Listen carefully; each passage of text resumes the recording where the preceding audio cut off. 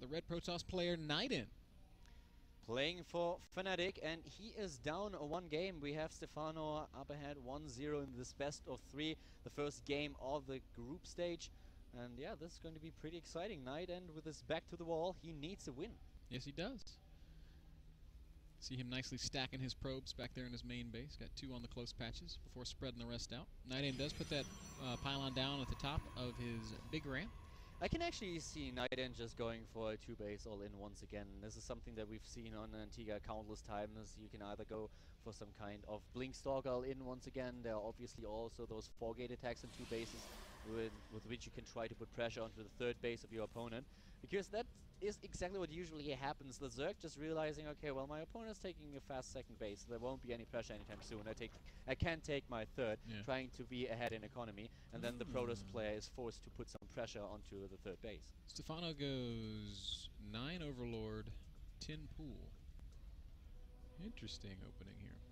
And NightEnd scouts it. Yep. NightEnd knows what's happening, and he will probably be a little bit confused. And the thing is, he's trying to wall off at his big ramp. That's the one thing that has been discussed by Protoss players. It's a matter of preference, but most of them decided nowadays to just try to wall off at the main ramp and not include the Nexus into the wall off at the bottom of the ramp.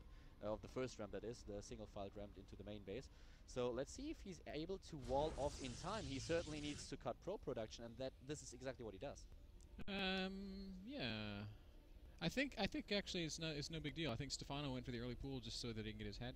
Well, I mean, obviously, if he can do damage here, he's going to want to. You can see he's only producing 2 lings and a queen. So I mean, it's not like Stephano's going all in or anything. He's going to get these lings out. He's going to look at this, and NightEnd goes Nexus very fast there before the Forge even finishes.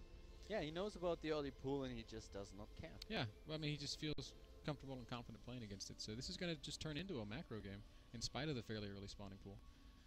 We still have the 1 probe out, and due to the fact that he has the pool a little bit earlier, there is just no blocking the hatchery, so there is no pylon. Stephano can go straight for the hatch. He has his queen a bit early, which gives him a slight advantage down when it comes down to the lava as well. Yeah, you sacrifice some economy certainly when you get an early pool like that, but getting the very fast queen means that you get a lot of it back. So I mean, I think ultimately Stephano's going to be in a really nice position, and we can see already he has a 3rd hatch going down, again, at the 4-minute mark. So last game he went for like a 14-15 pool, and he had 3 hatch at 4 minute. Same exact thing in this game.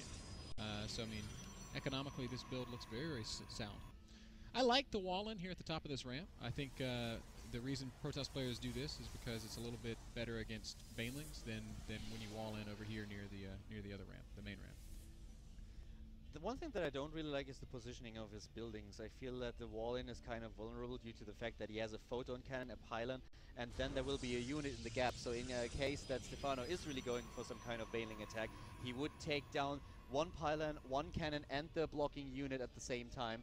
And this kind of building placement is just a little bit weak. I don't think that's what we're going to be seeing, though, as Stephano is still just kind of doing the economy pumping, basically. Queens, drones, overlords, that whole thing. Pretty eager to see how quickly he gets up to that 60, 70 drone count. Yeah. In the last game, he was at 60 some odd drones at like 8:30. He already scouted with one of his Zerglings. At least he knows where the cannon is positioned. The +1 attack upgrade is again being researched by NightEnd. He is not chrono boosting it though. He is spending the chrono boosts on the cybernetics core. And we don't have a probe on the field for NightEnd. So he has no probe just roaming the map. And Stephano is in a very nice position with this 1 Overlord, where we usually see the warp in pylon for Protoss players these days. So very, very cautious play by Stephano. Overlords everywhere. He knows exactly what's happening due to the fact that the Zergling in the middle of the map is having control of the Xel'Naga watchtower. Very well done so far. It's actually such deliberate Overlord placement. It's so smart and it's so subtle. But it gives him such good vision. It's going to make it very difficult for the pylons in normal spots to be placed. NightEnd's been doing a great job chrono boosting out probes, man. He's at 34 probes, 35 probes to 39 drones, so he's keeping it very close. And he's going for 3 additional gates, so it looks like we are going to see exactly what we talked about earlier, a 4-gate attack on 2 bases to pressure the 3rd a bit. And he's moving out with the first Stalker and his Zealot in order to make sure that Stephano does not know what's going to happen. Stephano's got no Roachhorn just yet, so he's still on just Zergling tech. Also doesn't have Ling speed.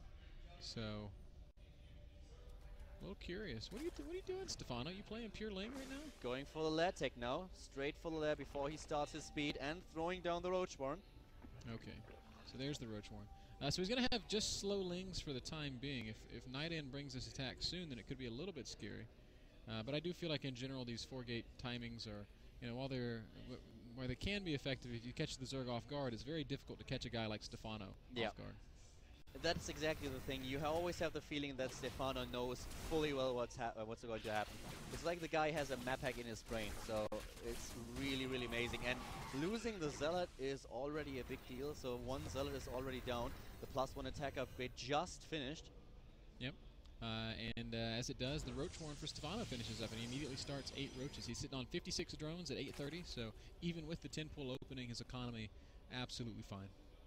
Yeah, he's looking so good. He's on 91 against 61 supply now.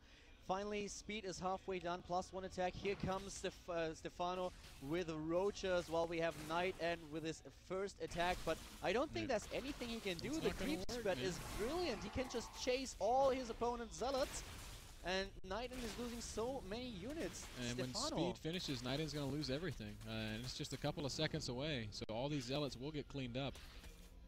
And immediately Stephano returns to droning. He'll probably drop an infestation pit and move up towards Hive soon. Or maybe he'll just go like mass unit right now. He could feel like he's got enough of a lead that he can just win with sheer strength of macro. And Stephano is capturing nearly all of these Zealots. Look at how many he actually kills. This is just insane. He's doing so well, taking down another one. Oh, nope, he doesn't. One lucky Zealot just survives. And just checking, is there a third base for my opponent? No, there's not. Okay, awesome. Let's drone a little bit more. Let's throw in 10 additional drones. Yep, building 2 hatcheries at once right now in his main base. A couple of macro hatcheries. Where's that second one? One in the main, natural. One in the natural. Yep. No 4th base yet, but I suspect, yep, he's going to be dropping that in the center of the map.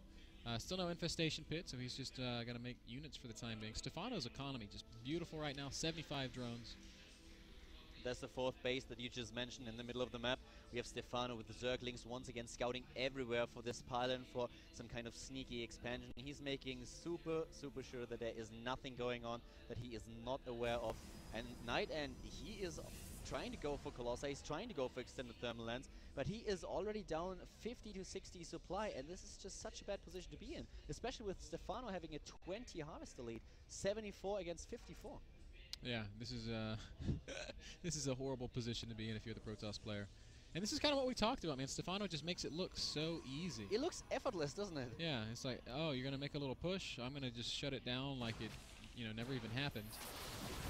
Nice force fields, though, by NightEnd, doing a really good job. The Immortal dishing out a ton of damage to those Roaches. Well done, at least able to capture a few of his opponent's units. Picks off a few units there, so NightEnd lowers Stephano's supply shortly just to have Stephano immediately remax. 194 supply against 110 right now. And now we have just Roaches roaming across the map. Just +1 attack upgrade. Yep, +2 on the way. Stephano going to saturate his 4th base as he attacks here. Big Roach attack, immediately just surrounding everything. Colossus goes down just instantly. The one thing that he has to kill is the Immortal with 8 kills already, but he just has the numbers. He can take down whatever he wants. That's the GG